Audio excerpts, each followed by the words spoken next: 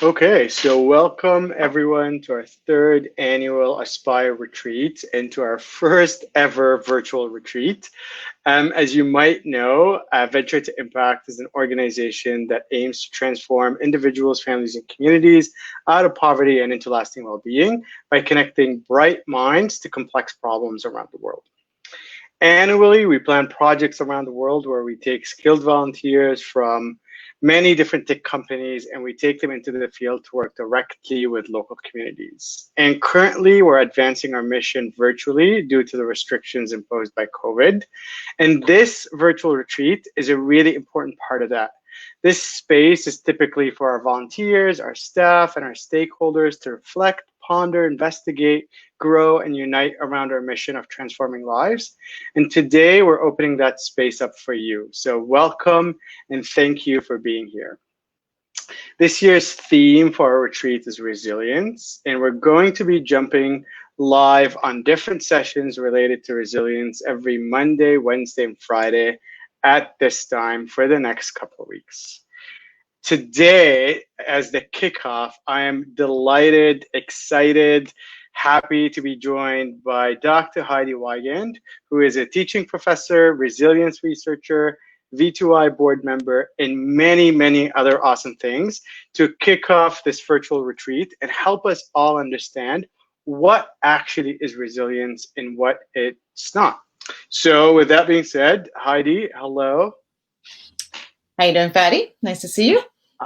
Nice to see you. Thank you so much for entertaining our invitation and joining us today on this live to talk about resilience. Yeah, thrilled to be here. Thank you very much. So resilience is such a buzzword right now. Before we jumped live, I was scrolling through my Facebook feed, and there are at least 3 other people that are doing 3 other different sessions that talk about resilience. So I feel like it's a topic that everybody's talking about right now. It's becoming such a popularized buzzword, but I'm interested to hear your perspective, how you would define resilience from a research academic perspective.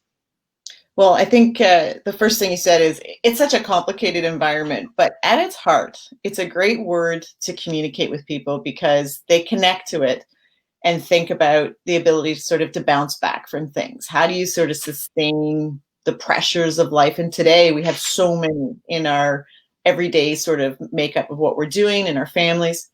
Academically, we look at it and we get very specific and intricate in the way that we try to get people to engage with the words and what makes it up. And so here's what I would say. There are so many definitions in the academic sphere, and there are over 32 different scales for measuring resilience. But here's the problem with resilience, and not to take away from any of my peers who are out there, but it's difficult to measure resilience because when you ask somebody the question, are you resilient? By the context of what's happened in their life at that point in time, they're answering that question. We add COVID-19 into our lives this year, we've changed. And some people are more resilient. They've had to deal with financial setbacks, employment setbacks, other type health setbacks. And so today they might say, wow, I didn't even know I had that in me. And they might be more resilient. So from an academic perspective, we look at it from the ability for somebody to have persistence, the ability to bounce back, the ability to continue despite having a lot of setbacks. In life, I think we talk about it being able to thrive, right? Being able to move past major setbacks and how strong are we at doing that and how fast do we do that? That's really interesting and helpful that it's a buzzword and it's complicated because it is just complicated to understand and measure in a lot of different ways. Mm-hmm. In your TED Talk, which we can post in the comments for people to watch because it's so fantastic, you talk about resilience within the framework of the 4 C's: control, connection, contagion, and conscious. Can you do a deep dive into each C and help people understand how to practice them? Absolutely. So I did that TED Talk, which was sort of call it a bucket list because it's not the TED Talk itself. It's because of who I did it with. And one of my peers, who actually was a student and working with me over years, his name's Kanar Bell. We were invited to do this together, and it was just the icing on the cake of about 8 years of research that I've been doing and his own exploration. So I'd love anybody to see it, because I think Kanar is a beautiful speaker. The theories and the research that I kind of talk about behind it is how I've watched and worked with a number of leaders. I started with student athletes, and then it became a lot of our international students. And then it just grew to anyone who has a passion for helping others. That's really what it became. And so I call it the dream team, but working inside responsible leadership. So when I studied this over the years, I came to understand that there were 4 real mechanisms happening. They just happen to have C's, which makes it easier. One is control.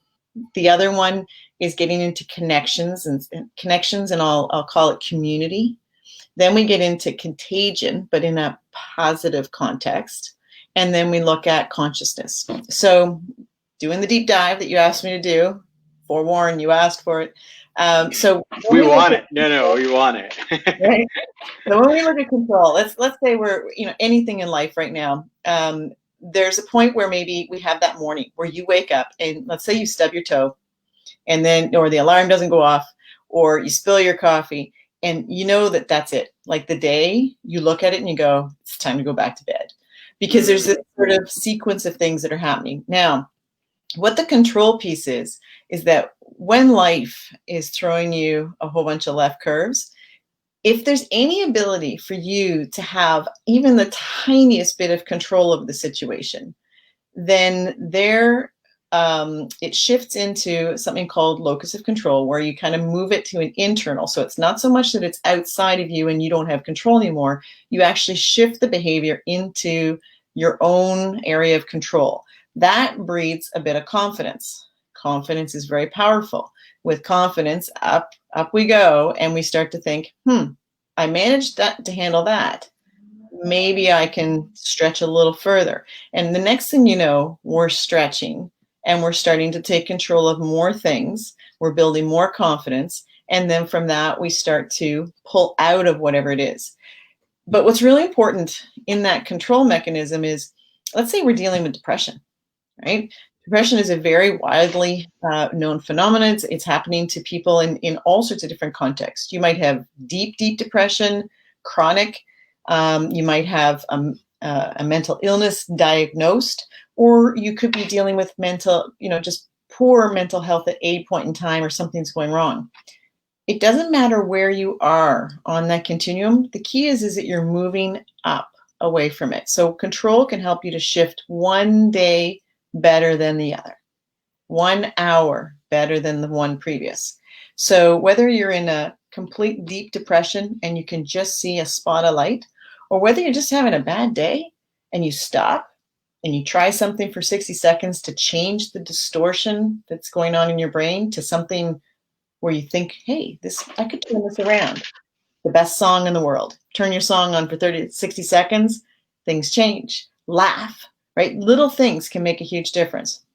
So control is about being able to feel like you have some power in what you're doing, and so it's not just all happening to you. Where that becomes important, and this is where I said, watch out, you asked me, you get the question.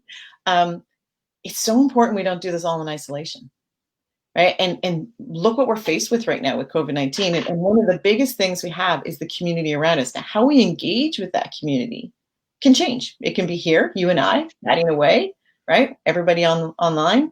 Or we can have our bubble, right? When we come to them. Or pre-COVID, you had environments where you would go to conferences, you would go to Aspire, you would go off on a trip, and you'd have people around you and you meet them. And what happens is those connections are actually very contagious. And I mean that in a positive context. When we're around people, we learn from them. We're listening to them. There are some sort of chemical elements happening in our body when we're near people that quantum physics looks at, and we can generate really positive vibes out of that. So my research studied that, and what we found is that when people are kind of doing more positive than negative behaviors in a day, and you're kind of around them and you just get a good vibe off them, it actually is transmitting to you. You're becoming more positive, and interestingly enough, you become more innovative. Can you give us an example of that? Another buzzword, which I love, and if you want to dig into, we certainly can. You said when people are being, when you're surrounded by people and they're being positive. Can you just like break that down a little bit or give examples? Because I think like your idea of positive is probably a little bit different than my idea, a little bit different than someone else's idea. So what do you mean by that? Well, it's such a great question because when so somebody might say, "Oh, you're a positive leadership researcher. Does that mean you're happy if anybody see me in the morning before coffee?" It's dangerous, right? Coffee is such a good thing, but more water, right? There's better healthier things. But what it is it's not about being Pollyanna, where you just that expression where somebody is super excited all the time. Although don't knock that person because wow, great that they can get positivity. But what it is it's about life. Life happens, and if you can approach life from the perspective of more good things happening and more positive emotions happening in your daytime than the negative. Positive emotions are kindness, right? Mm. They're truth and honesty and generosity, right? Faith, hope, optimism. These are all really great emotions. And the negative ones can be anger and jealousy. And you can talk a lot about somebody being sad or hurt or angry. And it's okay. Those have to happen. Jealousy, they all have to be there. But there's this little math thing where we say if it's only 3-1 or 4-1 or even 5-1, John Gottman talks about relationships where people he can spend 15 minutes with people, and if you can see a ratio of 5-1 of what he calls positive bids towards each other, he can predict whether or not they're going to stay together. Now I know everybody's going to line up now and go hang out with John Gottman, and that's a good thing, but there's real math to it and real science to this equation. So what makes you more positive? If you go out for a walk in nature, if it's freezing cold and -30, you might not be so positive. But if you walk outside and there's trees and there's and you're just relaxing, you see a beautiful stream, maybe that's it for you. As I said, the music could be hanging out with your kids. If anybody has dogs, cats, get a little fur buddy going, a little cuddle fest going, and you feel a lot better. But we do have to recognize that the negative things are there too. And we can't just push them aside. We have to deal with them. So they're part of life. So 3-1, 4-1. And people around us are going to feel it. You're going to actually be very contagious.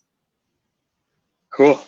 And then what's the fourth one? Conscious. Did we just talk about it? Yeah. The consciousness. That's the point. So in my leadership development workshops that we had them in a sort of a center for the study of sport and health at St. Mary's University. And any of the dream team would talk to you. It's the weirdest thing you'll see. People sort of just migrate towards the center. They see people kind of collectively coming together, and they move chairs, and you can start to see them getting closer to the door, and then all of a sudden they're inside the door, and the next thing they're at the table discussing. And we can see people coming in. But what's happening is there's a consciousness starting to come up, and it's an awareness of how to help others. And there's a ton of research that talks about when you give back to others, you actually gain even more in return. And, you can look at a lot of Maslow's hierarchy of needs, and you can look at all the different types of self-actualization. But the reality is, when you become conscious of what you're doing, recognizing you're contagious, you can do amazing things. You just start sort of managing that effect that you're having. But by the way, when you're having a bad day, which we all have, you're also impacting people. So you learn to manage that. You need to learn things like emotional intelligence and regulate yourself when things are maybe not going so well. So tips like that, but they have a really big impact on a very large population of people. And I think these tips and I think these general guidelines are they just make a lot of sense to me, and I try to kind of practice like internal locus of control, all of these things. I'm constantly thinking about them because I think they're just really important in the story that we're telling ourselves and in the way that we're dealing with our reality and the people that are around us on a day-to-day basis. And I think the question, and as we're all interacting with people, you notice people have some resiliency skills and people don't have, or less, or working on them, or trying to develop them. And the question for me is resiliency something that we're born with? Is it something that we learn? Is it yes and? How do you kind of think about resiliency and the way it manifests in people, I guess? I was watching just this morning, I watched, and I can't remember his name, he's a Navy SEAL, and he is also a Ranger, and and he spoke, I can't remember his name, but he's got a beautiful book out, and he spoke about the horrific things that he's gone through in his life, from being beaten by his father and all sorts of different things, and he certainly, and he's been through all sorts of racist sort of experiences. And what he kept saying is, in the message, is that he at first was blaming everybody. It was happening to him. And then somewhere in that journey, he realized he had to be the change. He had to be the person to start changing inside himself. He goes, I needed to change my mind. And he calls it a suit of armor for his brain. And I thought, wow, super powerful. Because he could have just spent the whole time blaming, but instead he decided to pick up and start to move forward. So resiliency, I think, starts when you as an individual decide that you're going to take a little bit of control over the direction that things are heading. Again, no matter where you are. So are you born with it? Maybe not. But if you have enough role models, like, I think we all have the innate capability for doing it, but the question is do we have, you probably need to train your brain a bit. And so therefore that would lead to the fact that you can learn it.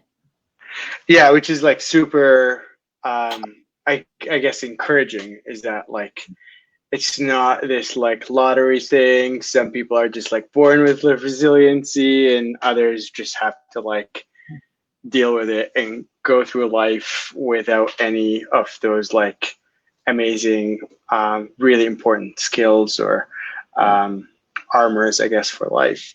What, so it seems like the kind of control in your 4Cs, like, positioned as the first one very intentionally, because you need to like take control, recognize that this situation is not happening to you, that you have control over it, and then from there it instigates all these other maybe like ripple effects, or all these other milestones: connection, contagion, consciousness. What what stands in the way of resiliency? Like, what happens if we don't take control? What stands in the way of being resilient? Well, I think, the first and foremost is that someone else is in control. And so when someone else is in control, there's nothing wrong with somebody else being in control of the situation. The question is what degree of your life is someone else controlling? And then somebody will say, well, they're doing it. To a certain extent, you'll hear the comment sometimes, you're allowing someone to feel you that way. I'll tell you, I can't possibly experience, who I am, I have not experienced racism. I can't possibly ever imagine what somebody feels like. Although I have my family, we're quite a diverse group with some Indigenous context and some beautiful shades of color in a family. So I can see things happening, but I can't feel them happening. And so what stands in the way of resilience is that I think we have to understand that our experience is just ours. And if you try to say that somebody should be resilient because you think they should be able to overcome that and you haven't experienced it, I think that's when resilience fails, because people are they're saying you should be able to do this, and they have no experience. That's where the word allyship is so important these days. Allyship, right? Right. If you're working with someone else and you don't have an understanding of what they're going through, empathy to understand that they are going through something, which is part of emotional intelligence. And Brené Brown does such a beautiful job on her empathy. Like, she's just legendary in Mm-hmm. communicate that. But she talks about empathy and the difference between sympathy. And I think it's really important to recognize that if you push resiliency on people and you say they should be resilient, it's not really fair, because they have to go through their own journey. But if you can help them to gain a piece of control, well, there's the starting building block. So where is it you can help them with something that they can feel they accomplished? The worst thing you can do really is keep enabling someone who's in blame mode. However, I'm not saying that you don't help people. That's not Right. how you help someone becomes a really part of it. Yeah. What I'm hearing you say is you help kind of check someone's story, verify them, help them just get a little bit out of that narrative that's potentially unhelpful. And the way that you do that is empathy, curiosity, rather than direction. I don't know. Yeah, telling them what to do. I mean, you're in a situation, and we've had, but when you have a small child, and you know, let's negotiate with the 3-month-old. It's not going to work very well. So, but there's reinforcement. There's positive reinforcement behaviors that are going on as a parent. There's positive reinforcement behaviors going on with a lot of training mechanisms. And so when somebody does something that allows them to have a little bit of control, that they can do something that just turns out a little better than it did before, reinforcing how powerful that is with them. These are the things that help move resiliency. And we got to be able to fail. Right. You're like just helping me go like segue into like the next question in an amazing way. Tell me about failure. What's the role of failure in all of this, Heidi? Well, if I sat there and I said, I love to fail, okay, yeah, I'm a professor too, right? If I say to my students, are you okay with failing? They're like, woo, because I feel the course and whatnot. But if we understand that failing is first attempt in learning, which means we try, we fall down, we get back up, that's a beautiful recipe for gaining some control and trying something and not quite getting it right and then trying it again. I mean, if you make the same mistake over and over again, well, that's a problem, because then the learning process isn't happening. But if you aren't allowed to fail, if you're in an environment where a leader or a manager, because they're very different, are saying to you, you need to get it right the first time, wow, that's a lot of pressure. I'm probably going to stand back and say, I'm not going to try, because the risk is too high. But if you say to me, I welcome everybody to fail 15 times in the next week and then see what comes out of it, I'm going to come up with some sort of brilliant idea, because I can just do anything I want. I can try anything. I'm not going to get criticized, or I'm not going to get punished, right? There's no consequences for failure. Instead, there's recognition of trying. Right. So are we weaponizing experimenting, or are we enabling experimenting and potentially failure? Not every experiment is going to succeed. Yeah. So if I try something, and even when I talk in classrooms, for example, if a student comes up with the answer, sometimes I'll say, okay, so what I'm going to do is, all answers are great. All answers are wonderful, and they're welcome. If there's a test coming, I'm going to steer you to the answer that I need on the test so that you can pass. But your thought process is actually really cool, and I like it. But for the purposes of getting by that test, I'm going to tell you where that answer is so you can choose it for that day. And they're like, that's cool. That's fine, right? I know what I need to answer, but I'm still allowed to think way outside of that and disagree with you. What do you find the result of that? Like, what has there been any like cool conversations or interesting things that have come out of that approach, if you can think of them?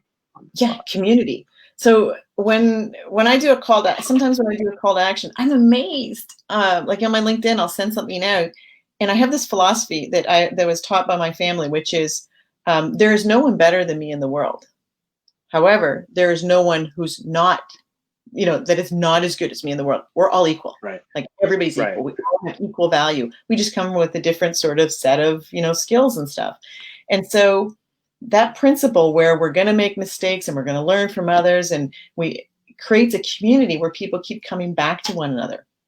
And when somebody makes a mistake, they will reach out on my Instagram or my LinkedIn or whatever it is today that we communicate. And then they're like, what's your thoughts on this? And then sometimes they'll say, hey, Heidi, I thought you might want to see this because this person's doing this. Guess what? I've got a community of brilliant people around me bringing innovative new ways to do things.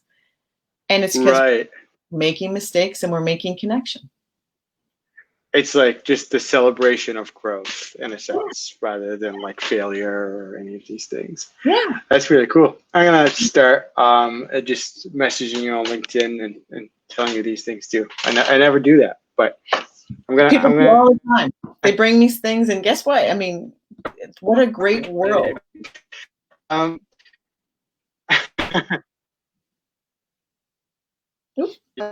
love it. And I think what I'm interested in from you is where are you going next? So you've contextualized resilience in some way. You've given us people tools and a framework with the 4 C's, and it's starting to, I think, land for people.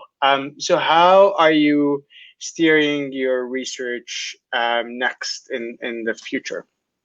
Well, I appreciate that because there's 2 things I do a lot of work in healthcare right now because of the things that are going on and looking at how the healthcare workforce is managing their compassion fatigue and other things inside COVID. But there's a study I have out right now. So maybe I'm putting a plug in for it or something here too, but I'm looking at kindness around the world. And so I have a study with Gen Z and millennials, so people born who are 19 to 39 years old right now. And it's a 30-minute interview where people talk about what their perceptions of kindness are, what their perceptions of kindness are as it relates to COVID-19 and to Black Lives Matter. And we're doing it in Africa and over in Europe and Asia and in Canada and North America. And the concept is really trying to understand what this mechanism kindness is and how it's shifting. And if there's differences between different genders, is there a difference between different people who identify and how they socially identify themselves? Are there differences by nationality? It's kind of cool. And then kind of connected to V2I, I hope when the gates open and we can fly, I'll be down in Rwanda because I'm doing some research on forgiveness. In particular, I'm looking at Gen Z who were born after the 1994 Rwandan genocide. And I'm going to be looking and exploring with youth, Rwandan youth, what the context of forgiveness is in Rwanda, because that country, oh my gosh, I have so much respect and admiration for Rwandans. It's just a beautiful, beautiful place, but this other forgiveness that we can't seem to see replicated in other areas in the world is in abundance there. So I'll be studying that. Yeah, that's amazing. And I would definitely be interested in hearing the result of that study, because the true forgiveness and harmony and the way that people have been able to just build an amazing future, an amazing country in Rwanda has been something that it just like changes me every time I'm there. And so I really want to kind of get the academic lens on that from your study. I guess in closure, I want to get your kind of take on the next couple of weeks that we're doing at V2I with this virtual Aspire retreat. We're going to be talking about resilience. We're going to be talking about growth mindset versus fixed mindset, about vulnerability.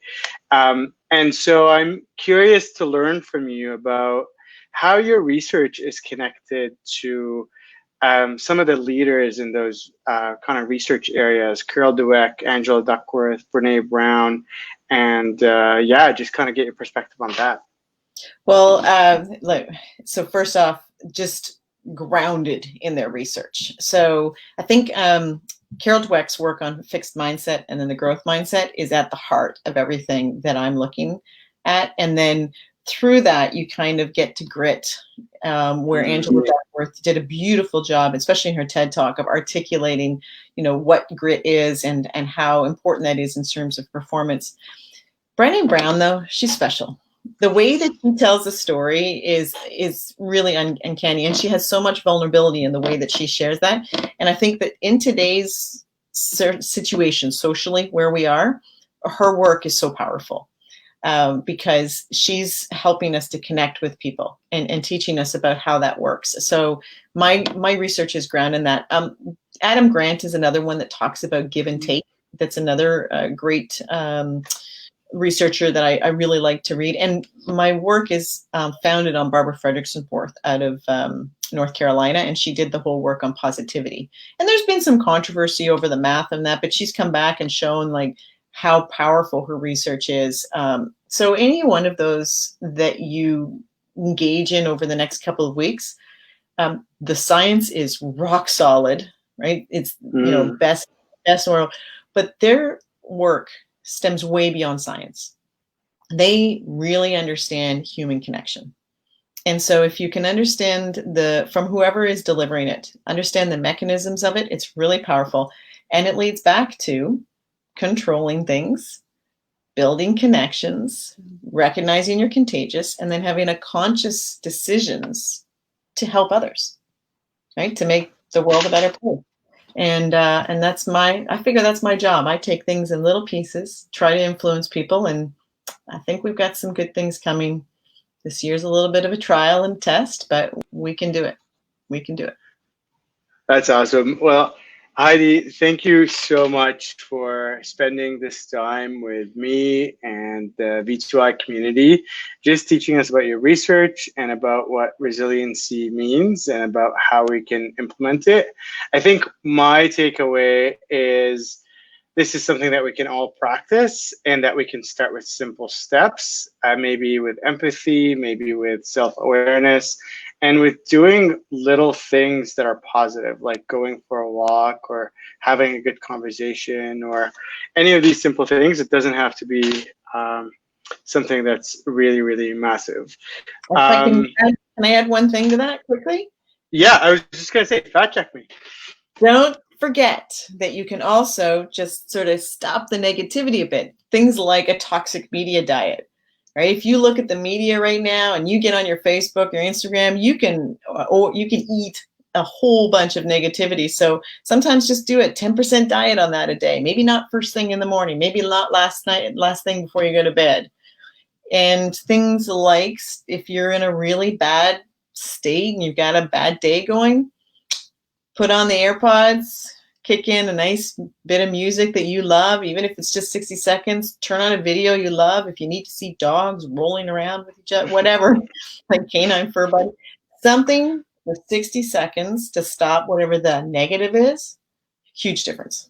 Huge difference. That's such a good point. I was talking to my therapist a couple of weeks ago, and then I was just I was in a weird funk, and he's like, tell me about your days. It's like, well, I wake up and I listen to this podcast by the New York Times called The Daily, and it's about all the big things that are happening in the world, and typically they don't cover the most positive things. And then I bookend my day with some, CBC News on YouTube or whatever is streaming from a news perspective. He's like, wow, that's a lot of negativity. I was like, I hadn't even thought of that. So that's a great point for people.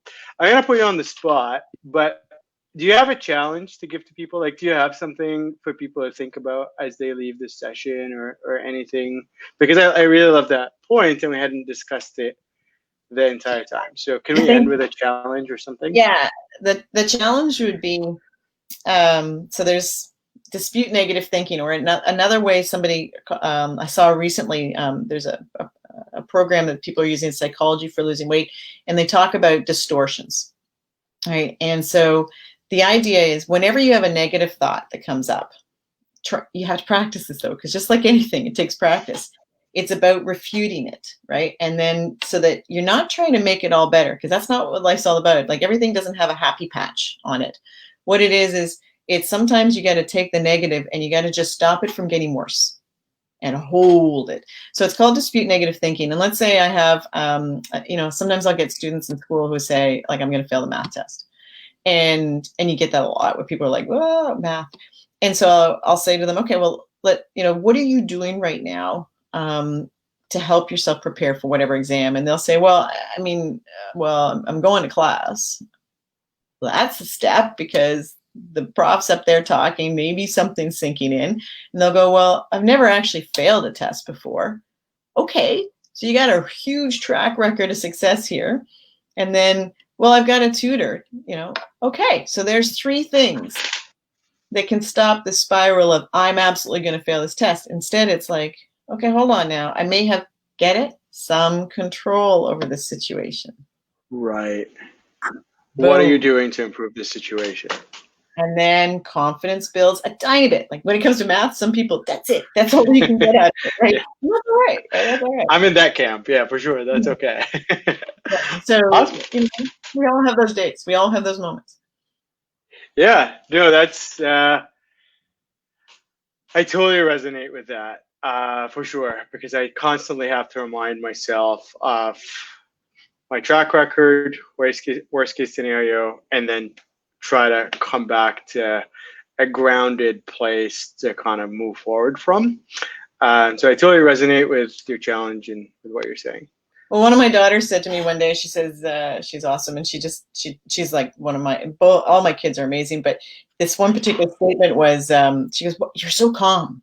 And I go, I wasn't always. Anybody who ever, if I was on a talk and I'm talking to people back in my corporate days, they'd be like, she's not calm.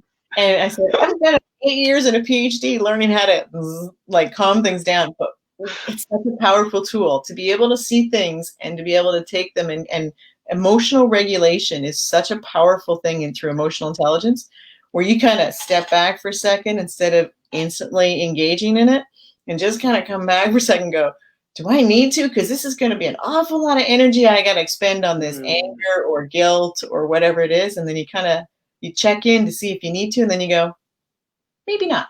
Maybe I don't actually have to engage. So sometimes the control is doing nothing at all. So yes, emotional regulation takes an immense amount of control for some folks on certain situations, right? So it's such a great tool, but that would be something that self-management techniques, becoming aware of yourself, empathy, these are super powerful tools. And Brennan teaches you about that, but Daniel Goleman talks about emotional intelligence. They're brilliant people, brilliant, very practical skills. Awesome. Well, I think this has been a great way to kick off Aspire with you, Heidi, because we've put a little box or framework around resiliency and what this big, buzzy, scary word is. And then from here, we're hoping to move forward with a little bit more actionable and really kind of granular techniques: growth versus fixed mindset, emotional regulation, vulnerability. We're going to have people sharing their stories of resiliency and so on. So it was just such a pleasure chatting with you. And I'm so glad that you made the time for us to educate us about your research and to just help us get on the same page with you. Hopefully, we're some of the pages. You're so ahead of us, but no. Remember, we're all equal. You just kind of come with different skill sets, right? So, what I hope, I'd love to see people in Rwanda. I think that would be. I think anybody gets a chance to go on one of the trips, though, I think it's so powerful. So looking forward to it. Deal. We'll see you in Rwanda and in the board meeting in 2 hours. Thanks, Heidi. Bye, everybody. Bye.